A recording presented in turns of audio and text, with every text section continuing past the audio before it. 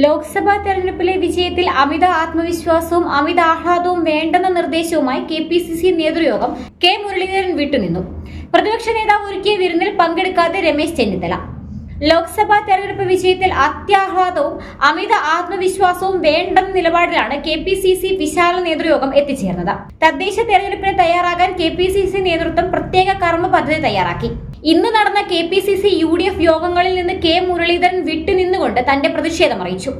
UDF യോഗത്തിൽ സംസാരിക്കാൻ ക്ഷണിക്കാത്തതിലുള്ള അതൃപ്തി രമേശ് ചെന്നിത്തലയും പ്രകടമാക്കി.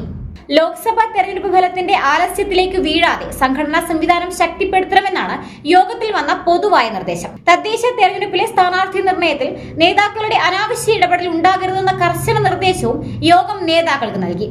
തദ്ദേശ തെരഞ്ഞെടുപ്പ് മുൻനിർത്തി ജൂലൈ 15, 16 തീയതികളിൽ കോൺഗ്രസ് നേതാക്കൾക്കായി വയനാട്ടിൽ ചിന്തൻ ശിബിരം നടത്താനുള്ള തീരുമാനവും യോഗം കൈക്കൊണ്ടിട്ടുണ്ട്.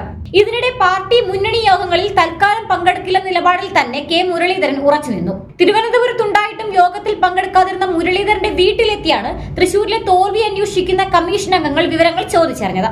തൃശൂർ, ആലത്തൂർ സീറ്റുകളിലെ പരാജയം സംബന്ധിച്ച വിശദമായ യാതൊരു ചർച്ചയും യോഗത്തിലുണ്ടായില്ല. എന്നാൽ തൃശൂരിലെ തോൽവി പഠിക്കുന്ന KC ജോസഫ് കമ്മീഷനെ തന്നെ ആലത്തൂരിലെ പരാജയം അന്വേഷിക്കാൻ നിയോഗിക്കാനും തീരുമാനമായിട്ടുണ്ട്. തെരഞ്ഞെടുപ്പിൽ BJPക്കുണ്ടായ വോട്ട് വർധന പഠിക്കാനായിരുന്നു ഇന്ന് ചേർന്ന UDF ഏകോപന സമിതിയുടെയും MPമാരുടെയും സംയുക്ത യോഗം തീരുമാനിച്ചത്. ഇതിനിടെ കേരള പ്രവാസി അസോസിയേഷനെ UDFൽ പ്രത്യേക ക്ഷണിതാവാക്കാനും യോഗം തീരുമാനിച്ചു.